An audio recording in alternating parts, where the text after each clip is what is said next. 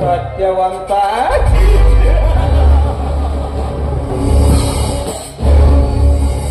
ನಾನೇ ಸತ್ಯವಂತನೆಂದು ನಿತ್ಯ 10 ಜನರ ಗುಂಪು ಕಟ್ಟಿಕೊಂಡು ನನ್ನ ಸಾಮ್ರಾಜ್ಯದಲ್ಲಿ ಗುಂಡಾಗಿರಿ ಮಾಡುತ್ತಿರುವ ನಿನ್ನ ಗಂಡು ದೇವ ಹೊಡೆಯಬೇಕಾದ್ರೆ ನಿನ್ನ ಚರಿತ್ರೆಯನ್ನು ನಾ ಚೆನ್ನಾಗಿ ಸ್ಟಡಿ ಮಾಡಲೇಬೇಕು. ಸತ್ಯ ಹಣವಿಲ್ಲವೆಲ್ಲಕ್ಕಿಂತಲೂ ಕಡಿಯಾಗಿ ನಿಂತ ನಿನ್ನ ಸಹೋದರನ ಸಾಯದಿದ್ದರೆ ಮೆರೆಯುವ ನಿನ್ನ ಶೌರ್ಯ ಸೆರೆ ಹಿಡಿದಾಗಲೇ ನನ್ನ ಆತ್ಮಕ್ಕೆ ಶಾಂತಿ. ಗುಣವಂತ, ನೀನೆಷ್ಟೇ ನಿನ್ನ ತಮ್ಮನನ್ನು ಬೆಟ್ಟದೆತ್ತರ ಬೆಳೆಸಿದರು ಅದನ್ನು ಅಲ್ಲೇಸುವ ಶಕ್ತಿ ಈ ಟೈಗರ್ ಚಾಣಾಕ್ಷತನದಲ್ಲಿದೆ ಎಂಬುದನ್ನು ಮಾತ್ರ ನೀ ಮರೆಯಬೇಡ. ನನ್ನ ಪ್ರತಿಯೊಂದು ಯಾವಾಗ ಪಾಟಿ ಮಾಡುತ್ತಿರುವ ನಿನ್ನ ಬಲಾಢ್ಯತನಕ್ಕೆ ನಾಮಿಡಿನಾಗರನಾಗಿ ಎಡೆ ಎತ್ತಿ ನಿನ್ನ ಸತಿ ನಿರ್ಮಲೆಯನ್ನು ನನ್ನ ಕೋಮಲಂಗಿಯನ್ನು ಮಾಡಿಕೊಂಡು ನಿನ್ನ ವಂಶ ನಿರ್ವಂಶ ಮಾಡಿ ನಾನೀದರೆ ಎನಿಸಿಕೊಳ್ಳದಿದ್ದರೆ ನನ್ನ ಹೆಸರು MLA ವದ್ರೆ ಗೌಡನೇ ಅಲ್ಲ.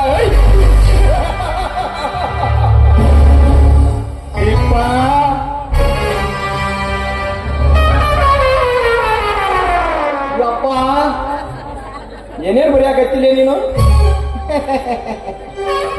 ಗೌಡ್ರ, ಈ ವಾರದ ಸಕ್ರಿ ಲೋಡ್ ಎಟ್ಟಾಗೈತೆ ಅಂತೇಳಿ ಲೆಕ್ಕ ಬರೆಯಾಕತ್ತಿದ್ದನ್ರಿ ದನಿಯಾರ.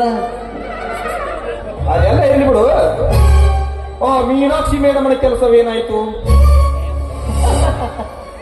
ಅಲ್ರಿ ದನಿಯಾರ, ಆಗ 50 ರೌಡಿಗಳ ಜೋಡ ನಮ್ ಕರಿಯಾರ ಕಳಿಸಿದ್ನಲ್ರಿ. ಕರಿಯಪ್ಪ ಗೌಡ್ರಿ ಗೌಡ್ರಿ, ಯಾಕಲೇ ಕರಿಯ, ಏನಾಯಿತು? ಅನಾಹುತಾತ್ರಿ ಗೌಡ್ರ, ಅನಾಹುತಾತು. ಅಂದರೆ ಆ ಕೆಲಸಕ್ಕೆ ಯಾರಾದರೂ ಒಡ್ಡಿಯಾದರೆ ನಾವೆಲ್ಲರೂ ಕೂಡಿ ಆ ಸಂಸ್ಥೆಗೆ ನುಗ್ಗಿ ಆ ಎಲ್ಲಾ ಮಕ್ಕಳನ್ನು ಹೊರಹಾಕಿ ಆ ಮೀನಾಕ್ಷಿಯನ್ನು ಹೊತ್ತು ತರುವಷ್ಟರಲ್ಲಿ ಯಾವನೋ ಒಬ್ಬ ಸಂತವಂತನೆಂಬುವರು ಬಂದು ನಮ್ಮವರೆಲ್ಲ ಹೊಡೆದೋಡಿಸಿ ಅವಳ ಕಾಪಾಡ್ಬಿಟ್ಟ ಗೌಡ್ರಿ. ಮೊತ್ತಲೇ ಬಾಯಿನ ಈ ಒದ್ದೇಗೌಡನ ಬಾಯಿನ ಪುಟದಲ್ಲಿ ಸೋಲೆನ್ನುವ ಶಬ್ದವೇ ಇಲ್ಲದಿರುವಾಗ ಒಬ್ಬ ಸತ್ಯನಿಗೆ ಹೆದರಿ 50 ಜನ ಓಡಿ ಬಂದಿದ್ದೀರಿ ಅಂದರೆ ನಾಚಿಕೆ ಆಗುವುದಿಲ್ಲವೇ ನಿಮಗೆ? ನಾ ನಿಮ್ಮನ್ನು ಸುಮ್ಮನೆ ಬಿಡೋದಿಲ್ಲ. ಕ್ಷಮಿಸಿ ಬಾಸ್, ಕ್ಷಮಿಸಿ. ಸಾಧ್ಯವಿಲ್ಲ. ಸೋಲು ಕಂಡ ಬಂಡ ಪುಂಡರಿಗೆ ಈ ವಜ್ರೇಗೌಡನ ಸ್ಥಾನದಲ್ಲಿ ಸ್ಥಾನವೇ ಇಲ್ಲ. ಕರಿಯ ಕೈಲಾಗದ ಏಡಿಯಂತೆ ಓಡಿ ಬಂದಿರುವ ನಿನ್ನ ಪ್ರಾಣ ನಿನ್ನ ಎದುರಿಗಿರಬಾರದು.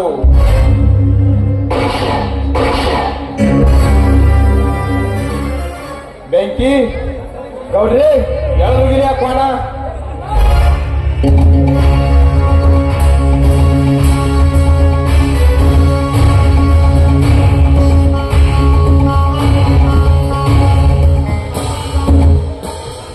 ಬೆಂಕಿ ಅದೇನಂತ ಬೇಗ ಹೇಳಿ ಗೌಡ್ರಿ. ಈ ಬೆಂಕಿ ಇರೋದೇ ನಿಮ್ಮ ವೈರಿಗಳ ದೇಹ ಸುಡುವುದಕ್ಕೆ.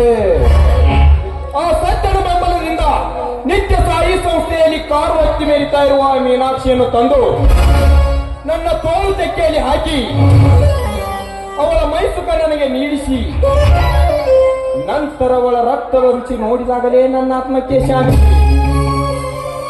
ಅದು ಸಾಧ್ಯನಾ?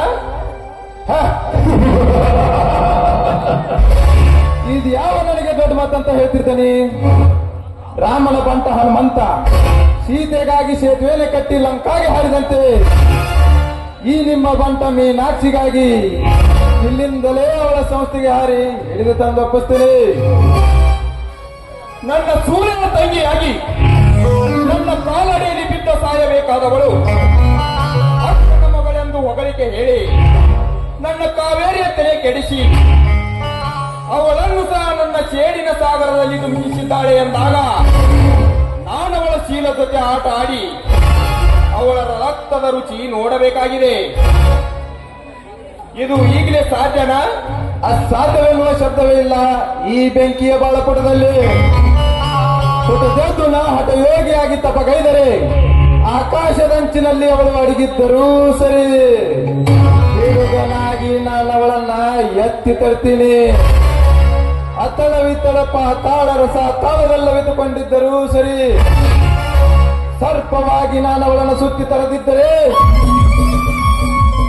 ನನ್ನ ಹೆಸರು ಗಂಡುಗಳಿಗಳ ಗಂಡ ಬೆಂಕಿನೇ ಅಲ್ಲ. ಮಾಯಚಾಲ ಶಬಾಷ್ ಬೆಂಕಿ ಶಬಾಷ್. ಮೆಚ್ಚಿಲೆ ನಿನ್ನ ಚಾಣಾಕ್ಷತನದ ಶಕ್ತಿ ಸಾಹಸಕ್ಕೆ. ನಿಸಕ್ತವಾದ ಸಂದರ್ಭದಲ್ಲಿ ನೀನು ವಿದ್ಯುತ್ ಶಕ್ತಿಯಾಗಿ ದಿನ ಒಬ್ಬೊಬ್ಬರನ್ನು ಸುಡುತ್ತಾ ಬಂದರೆ ಈ ಕನ್ನಡ ನಾಡಿನ ದೊರೆಯಾಗಿ ಮೆರೆಯುವನು ಈ ವಜ್ರೇಗೌಡ. ಆಯ್ತದನಿ ಬೆಂಕಿ ಹೋಗು.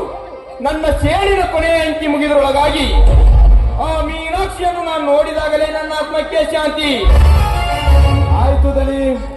365 ಮುತ್ತೈದರನ್ನ ಮುಂದೆ ಮಾಡಿ ಕಂಡು ಸಾಗಿರುವ ಈ ಬೆಂಕಿಯ ಮುಂದೆ ಅದ್ಯಾವ ಲೆಕ್ಕದ ಹೆಣ್ಣು?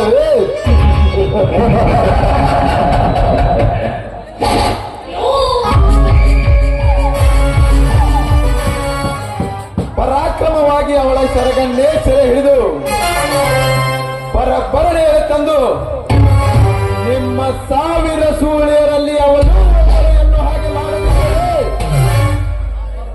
ನಾನು ಅಗ್ನಿ ಅನಾವತ ಬೆಂಕಿನೇ ಅಲ್ಲ. ಮಾಡ್ತೀನಿ.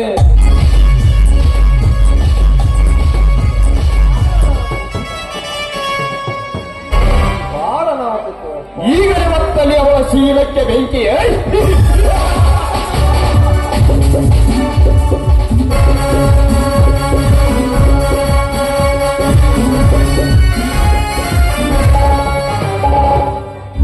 ಸಾಧ್ಯವಿಲ್ಲ ವಜ್ರೇಗೌಡ.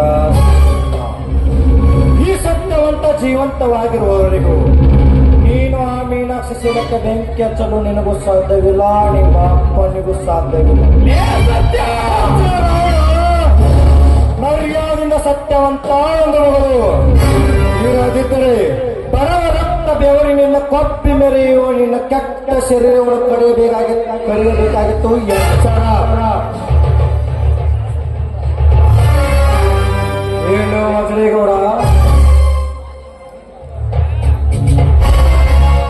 ನೀನೊಬ್ಬ ಶಾಸಕನೆಂಬ ಶಕ್ತಿನಿಂದ ಸಿಕ್ಕವರ ಮನೆ ನುಗ್ಗಿ ಮಾನ ಕಲಿತೀಯ. ನಿನ್ನ ಸ್ವಾರ್ಥಕ್ಕಾಗಿ ಒಂದು ಹೆಣ್ಣಿನ ಬಾಳೆ ಕೊಳ್ಳೆ ಹೆಚ್ಚಿ ಇಡೀ ಸಂಸ್ಥೆಗೆ ಬೆಂಕಿ ಹಚ್ಚಲು ಹೊರಟಿರೋಲ್ಲ. ನಾಚಿಕೆ ಆಗುವುದಿಲ್ಲವೇ ನಿನ್ನ ಏಷ್ಯ ಜನ್ಮಕ್ಕೆ?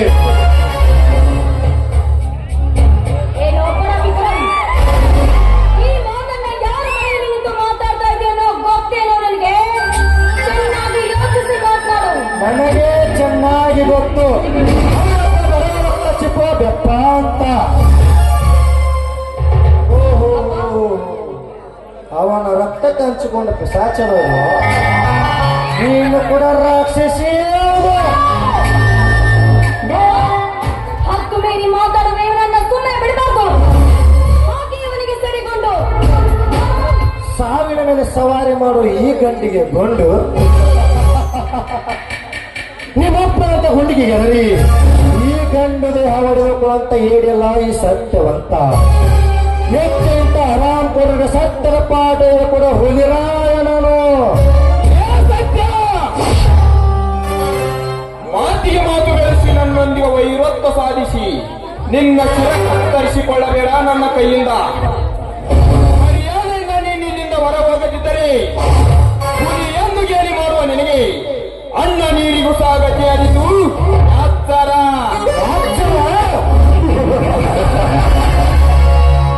ಎಷ್ಟು ಕಚ್ಚ ಶಬ್ದ ಗೊತ್ತಿಲ್ಲ ಈ ಸತ್ಯವಂತನಿಗೆ.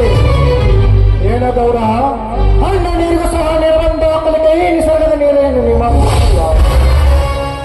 ಅಪ್ಪ ಎನ್ನುವ ರಾಜಕೀಯ ಕಸರತ್ತೆ ಗೊತ್ತಿಲ್ಲದ ನೀನಪ್ಪ ಬೇಕಪ್ಪ. ಏ ಸತ್ಯ, ಕೃಷ್ಣ ಘಟಪ್ರಭಾ ಅಂತ ನದಿಗೆ ಡ್ಯಾಮ್ ಸ್ಟಾಪ್ ಮಾಡಿ ನೀರಿಲ್ಲದವನ ಭೂಮಿ ರೈತರಿಗೆ ಕಾಲು ಮುಖಾಂತರ ನೀರು ಹರಿಸಿ ಬಡ ರೈತರನ್ನು ಶ್ರೀಮಂತ ರೈತರನ್ನಾಗಿ ಮಾಡಿದವ ನಾನು. ಫಲಾಮಣೆ ಕಳೆದುಕೊಂಡ ರೈತರಿಗೆ ಫಲಾಮಣೆ ಕೊಟ್ಟು ಇಡೀ ಸಿಟಿಯನ್ನೇ ಚಂದಿಗಡ ಸಿಟಿಯನ್ನಾಗಿ ಮಾಡಿದವನು ನಾನು. ಇನ್ನು 10 ಹಲವಾರು ಆಸೆ ಇಟ್ಟಿದ್ದೇನೆ. ಈಗ ನಿನಗೇನು ಬೇಕು ಕೇಳು. ಯಾವನೋ ಒಬ್ಬ ಮಾಡಿದ ಪುಣ್ಯವಂತ ನಾನೇ ಮಾಡಿದೆ ನನ್ನ ಶಕ್ತಿ ನನ್ನ ಹೇಳಬೇಡಲೆ. ನನಗೀಗ ನಿನ್ನ ಪ್ರಾಣ ಬೇಕೋ ಕೊಡ್ತೇನೋ? ಪ್ರಾಣ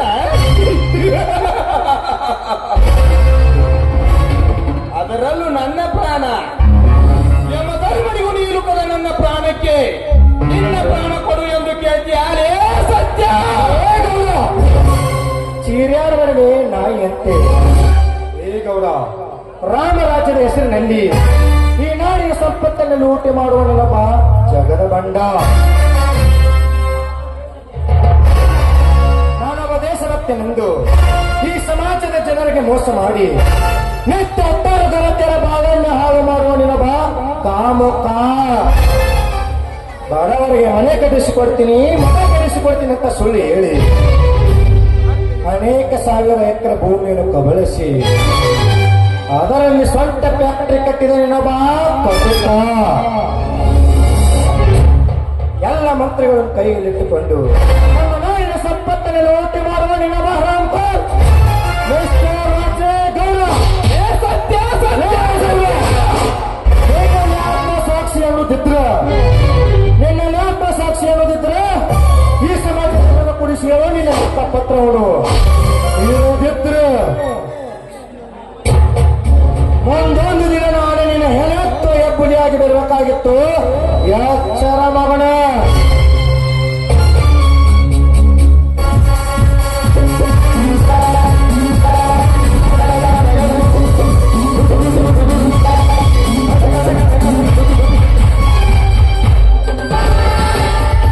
ಅಪ್ಪ, ಸೊಕ್ಕಿನಿಂದ ಮಾತಾಡಿ ಹೋದ ಈ ಬಡಕುಣಿಯನ್ನ ಸುಮ್ಮನೆ ಬಿಡಬಾರ್ದಾಗಿ.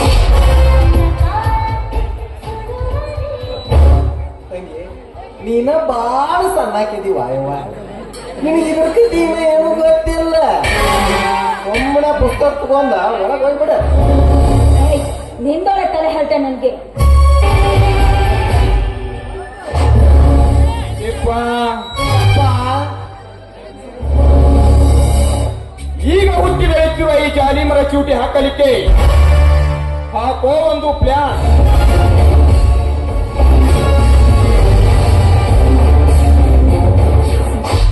ಸಾರಿ ದನಿ, ನೀವು ಹಾಕಿದ ಪ್ಲಾನ್ ಅಲ್ಲ, ಬರೀ ಡೆಡ್ ಆಗಿದೆ. ಅಂದರೆ ಮೀನಾಕ್ಷಿ ತರಲಿಕ್ಕೆ ಹೋದ ಬೆಂಕಿ ಆ ಸತ್ಯನ ಗುಪ್ಪಿನ ಕೈಯಲ್ಲಿ ಕಟ್ಟಿಸಿಕೊಂಡು ಸಾಯ್ತಾ ಇದ್ದಾಳಂತ 3 ಜನ ಮಾತಾಡ್ತಾ ಇದ್ದಾರೆ. ವಿಕ್ರಮ್, ಏನು ಹೇಳ್ತಾ ಇರುವೆ ನೀನು? ನನ್ನ ಬೆಂಕಿಯನ್ನು ಕಟ್ಟುವಷ್ಟು ಸೈನ್ಯ ಬಲವಿದೆ ಯಾವುದು? ಅಷ್ಟೇ ಅಲ್ಲ, ಈಗಾಗಲೇ ಆ ಸತ್ಯನ ಗುಂಪಿನ ಬೆಂಬಲಿಗರು ನಮ್ಮ ಫ್ಯಾಕ್ಟರಿಯಲ್ಲಿ ಬೋನಸ್ಗಾಗಿ ಸ್ಟ್ರೈಕ್ ಮಾಡ್ತಾ ಇದ್ದಾರಂತೆ. ಹಾಗಾದರೆ ಬೇಗ ನಡೆ, ಆ ಸೈನ್ಯ ಬಲದ ಸಮೇತ ಸರ್ವನಾಶ ಮಾಡಿಬಿಡೋಣ.